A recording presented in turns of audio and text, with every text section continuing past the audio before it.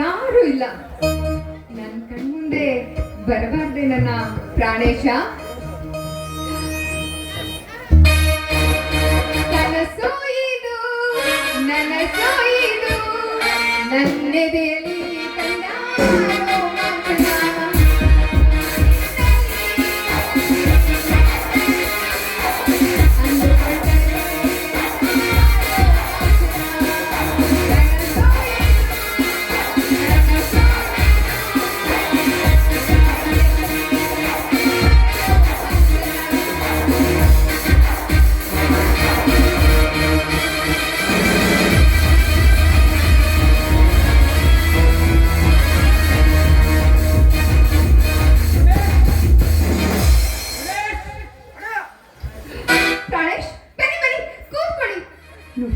ಮೇಲಿಂದ ಮೇಲೆ ನೀವು ನನ್ನ ಮನೆಗೆ ಬರ್ಲಿಲ್ಲ ಅಂದ್ರೆ ನಿಜವಾಗ್ಲೂ ನನ್ನ ಪ್ರಾಣ ಉಳಿಯೋದಿಲ್ಲ ಪ್ರಾಣೇಶ್, ಪ್ರಾಣ ಉಳಿಯೋದಿಲ್ಲ.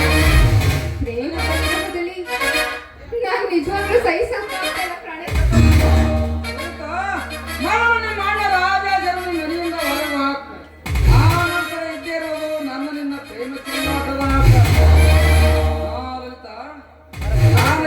ನಿಮ್ಮ ಅಣ್ಣನ ರೂಮಿನ ನೇತೃತ್ವದಲ್ಲಿಯಾ? ಈಗ ನಿಮ್ಮ ಕಣ್ಣು ಮುಂದೆನೆ ಆ ಕಾರ್ಯನ ಮಾಡಿ ಮುಗಿಸ್ತೀನಿ. ಒಂದೇ ಒಂದು ನಿಮಿಷ ಇರಿ.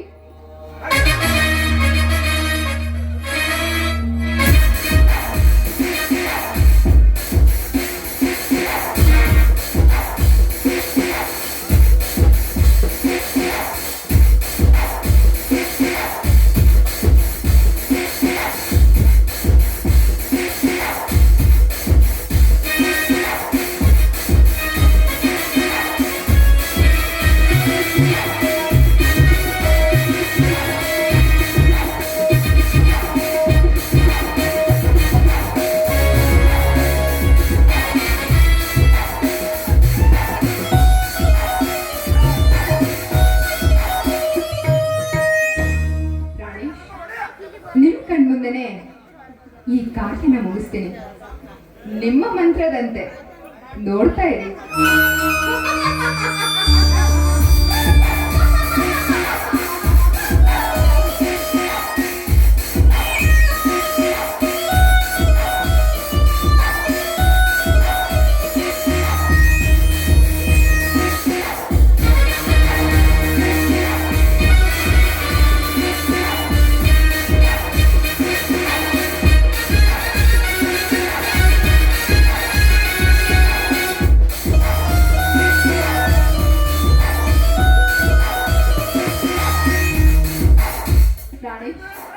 ನೀವು ಹೇಳ್ದಾಗೆ ಈ ಕಾರ್ಯನ ಮುಗಿಸಿದ್ದೀನಿ.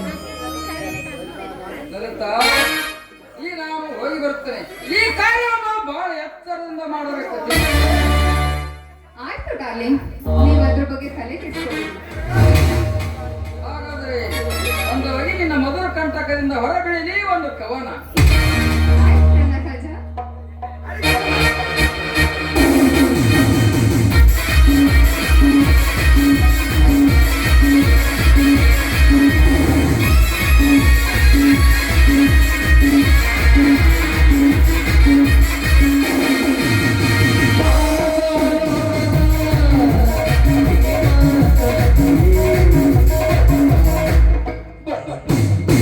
Sorry, sorry, sorry.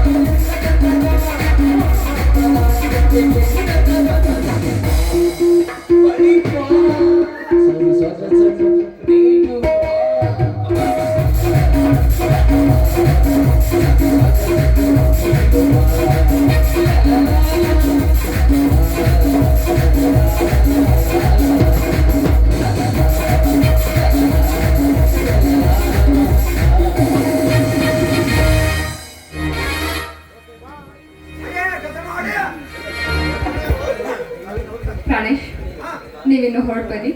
ಬಾಯ್ ಬಾಯ್.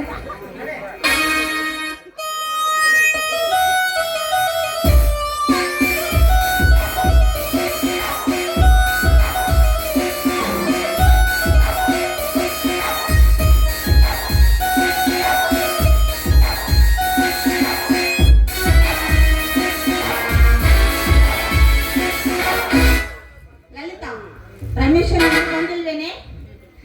ಇಲ್ಲ ಮಮ್ಮಿ, ರಮೇಶ ಇನ್ನ ಬಂದಿಲ್ಲ.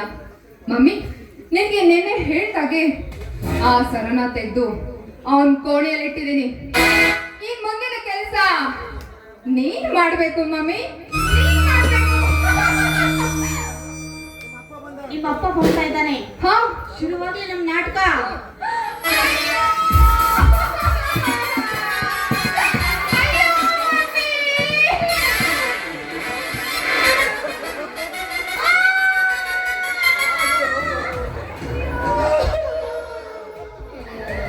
ಏನಾಯ್ತು ಮನೆಗೆ ಅಳ್ಲಿಕ್ಕೋ? ಏನಾರ ಕಡಿಮೆ ಐತೆ ಏನು? ನನಗೇನು ಕಡಿಮೆ ಆಗಿಲ್ಲ ರೀ, ಆದ್ರೆ 50,000 ರೂಪಾಯಿ ಉಳ್ಳ ನನ್ನ ಸರನೇ ಕಳೆದೋಗಿದೆ ರೀ. ಅಯ್ಯೋ, ಅಯ್ಯೋ, ಇವತ್ತು ನಮ್ಮ ಮಮ್ಮಿ. ನೀವೆಲ್ಲಿಗಿರಿ ಮನೆ ಬಿಟ್ಟು? ನಾನು ಹೋಗ್ತೀನಿ. ಇಲ್ಲೇ ಆ ವೆಂಕಟ ಒಬ್ಬರ ಮನೆಗೆ ಹೋಗಿದ್ದೆ. ಅಲ್ಲಿ ಬಾಗ್ಲನೇ ತೆಗ್ದಿಟ್ಟಿತ್ತು.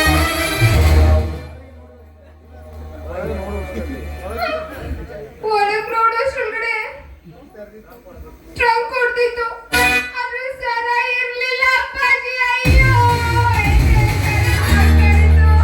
ಲಲಿತಾ, ಯಾಕೆ ಅಳ್ತಾ ಇದೆಯಮ್ಮ? ಬೇಗ ಪೊಲೀಸ್ ಸ್ಟೇಷನ್ಗೆ ಫೋನ್ ಮಾಡಿ ಬಾ ಅಂತ ಹೇಳಮ್ಮ. ಆಯ್ತು ಮಮ್ಮಿ, ಆಯ್ತು. ಏಕಮ್ಮ ಪೊಲೀಸ್ ಸ್ಟೇಷನ್ ಹೆಸರೇಕೆ ನಮ್ಮ ಮನೆಯಲ್ಲಿ? ನಮ್ ಬಾಳೆಲ್ಲ ಹಾಳಾಗೋಯ್ತಪ್ಪ, ಏನಾಯ್ತಮ್ಮ? ಆಗುದಾದರೂ ಹೇಳು. ಅಣ್ಣ, ಅಣ್ಣ, ಅಯ್ಯಯ್ಯೋ, ಅಯ್ಯಯ್ಯೋ, ಟ್ರಂಕಲ್ಲಿ ಇಟ್ಟಿದ್ದ ಸರ ಕಾಣಿಸ್ತಾ ಇಲ್ಲ. ಅಯ್ಯಯ್ಯೋ. ಹೋಯ್ತೆ, ಸರ ಹೋಯ್ತೆ.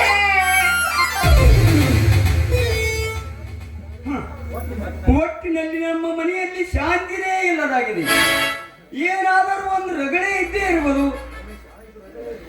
ರಮೇಶ, ಇದು ರಗಳೆ ಏನಪ್ಪ? ಬೆಲೆ ಉಳ್ಳ ಸರ ಕಳೆದಿದೆ ಅಂತ ಹೇಳ್ತಾ ಇದ್ರೆ ಈ ನಿನ್ನ ತಾಯಿ ಗೋಳು ಕೇಳೋದು ಬಿಟ್ಟು ರಗಳೆ ಅಂತ ಹೇಳ್ತಾ ಇದೆಯಲ್ಲಪ್ಪ. ನೋಡ್ ರಮೇಶ, ಪೊಲೀಸ್ ಸ್ಟೇಷನ್ಕ ತಿಳ್ಸಮ್ಮ, ಮುಂದೇನಾಗ್ತದ ಆಗ್ಲಿ ನೋಡಮ್ಮ.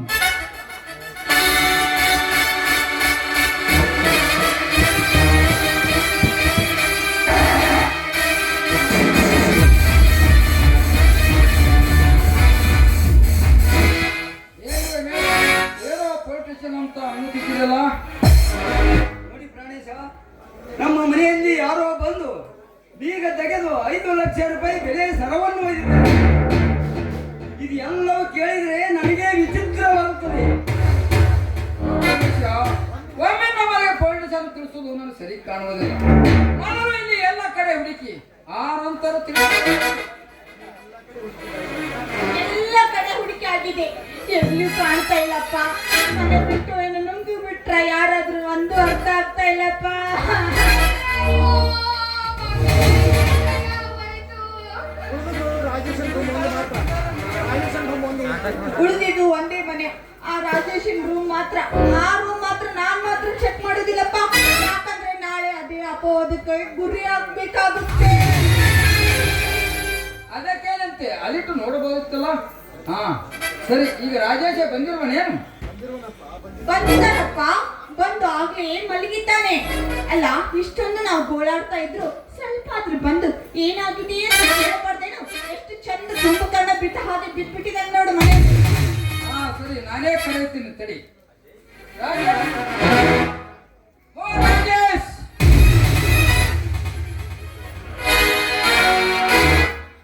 ಏಕೆ ಕರೆದರೇನು ನನ್ನನ್ನು? ಹೌದು, ನಾನೇ ಕರೆದೆ. ನಿಮ್ಮ ಮನೆಯಲ್ಲಿ ಒಂದು ಮುತ್ತಿನ ಸರ ಇಲ್ಲದಾಗಿದೆ ಅಂತೆ. ಎಲ್ಲ ಕಡೆ ಹುಡುಕಿದು ಆಯ್ತು. ಇನ್ನು ಉಳಿದಿರುವುದು ನಿಮ್ಮ ರೂಮ ಮಾತ್ರ. ಅಲ್ಲಿಟ್ಟು ನೀವು ನೋಡಿಬಿಡಿ. ಅಲ್ಲಾದ್ರೂ ನೋಡಬಹುದಾಗಿತ್ತಲ್ಲ, ಯಾರು ಬೇಡ ಅಂತಿದ್ದಾರೋ ಅಲ್ಲಿ ನೋಡಬಹುದು.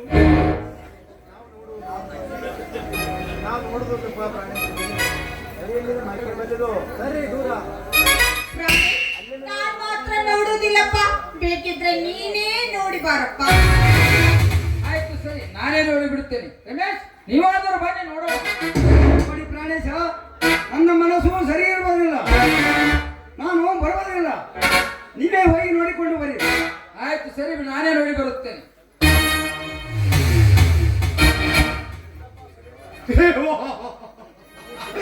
ಇದೆಲ್ಲವರು ನೋಡಬೇಕಾದ ನನ್ನ ವೈನಾದ, ಎಲ್ಲವರು ನೋಡಿ ನೋಡಬೇಕಿತ್ತು ನನ್ನ ವೈವಾದ.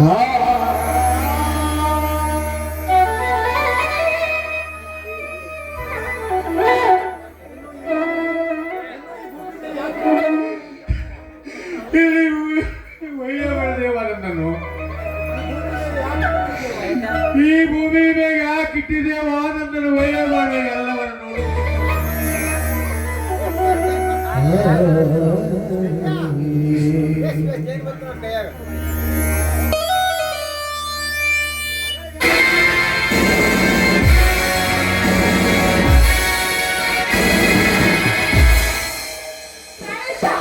ಇದ್ಯಪ್ಪ ನನ್ನ ಸರ.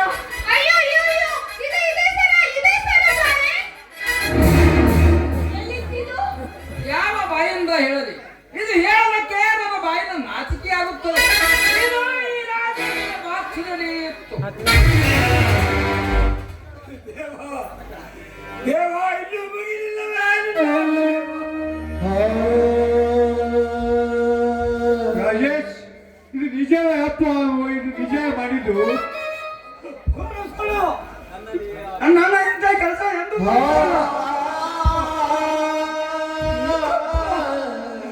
ನನ್ನಲ್ಲಿ ಅವಿಶ್ವಾಸ ಹೊರಬಿಟ್ಟಿದೆ. ಸತ್ಯ ಆಗಲಿ ಬೇಕಾಗುವುದಪ್ಪ, ಬೇಕಾಗುವುದಪ್ಪ. ಅಲ್ಲ, ದೈವದಲ್ಲಿ ಆಗುವುದನ್ನು ಸತ್ಯವಿರುವುದಪ್ಪ. ಸುಳ್ಳು ಸುಳ್ಳು ನನ್ನ ಮಗ ಇಂತ ಹೇಳಿ ಕೆಲಸ.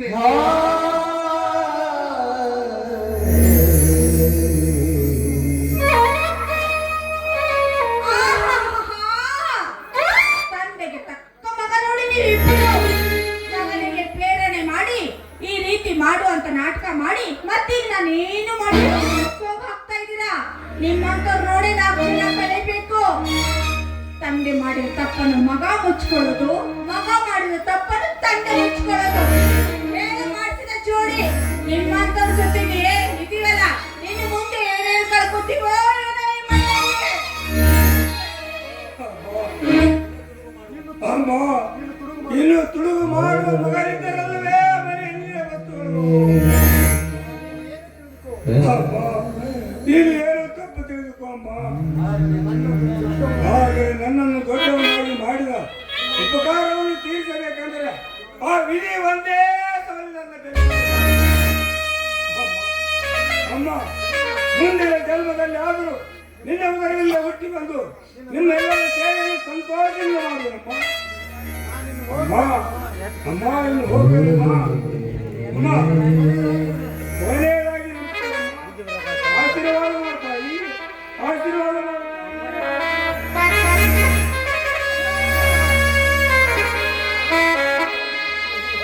ಆಸೆಗಳ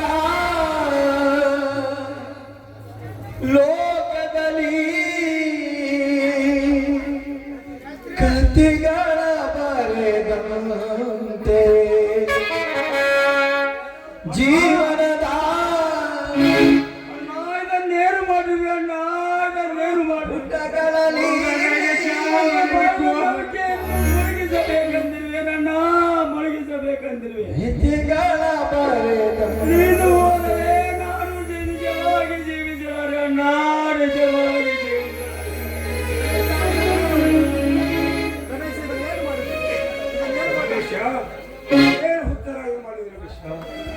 ನೀನು ನಿಜವಾಗಲೇ ಭರತನು. ನಿನ್ನ ಪ್ರೀತಿ ವಾಸ್ತವವೇ ನನಗೆ ಹೊಟ್ಟೆಗಳನ್ನು ನೀರವಾಗಿ ನೀಡುತ್ತಾ ಬದುಕಿದ್ದೇನೆ. ನೋಡಿ ರಮೇಶ, ಕಳುವು ಮಾಡಿದ ಹೇಷಣ್ಣನನ್ನು ಕನಸಿನಲ್ಲೂ ಸಹ ನಿಲ್ಲಿಸಲಿಲ್ಲ. ರಮೇಶ, ಕಳವು ಮಾಡಿ ತಂದ ನನ್ನನ್ನು ಈ ಜನ್ಮದಲ್ಲಿ ಕ್ಷಮ ಮಾಡಿದ್ದೇನೆ. ಈ ಜನ್ಮದಲ್ಲಿ ನಮ್ಮಿಬ್ಬರ ಪ್ರೀತಿಯ ಬರವು ಉಳಿಯಿತು. ಆದರೆ ಮುಂದಿನ ಜನ್ಮದಲ್ಲಾದರೂ ಇದೇ ತಾಯಿಯ ಹೊಟ್ಟೆಯಿಂದ ಹುಟ್ಟಿ ಬಂದು ಇವರೆಲ್ಲರ ಸೇವೆಯನ್ನು ಸಂತೋಷದಿಂದ ಮಾಡುವುದು. ನಾನಿನ್ನು ಹೋಗಬೇಕು. ಅಣ್ಣ, ಹೋಗಬೇಕು. ಯಾರಿಗೆ ಯಾರು ಯಾರು ಇಲ್ಲ ಯಾರಿಗೆ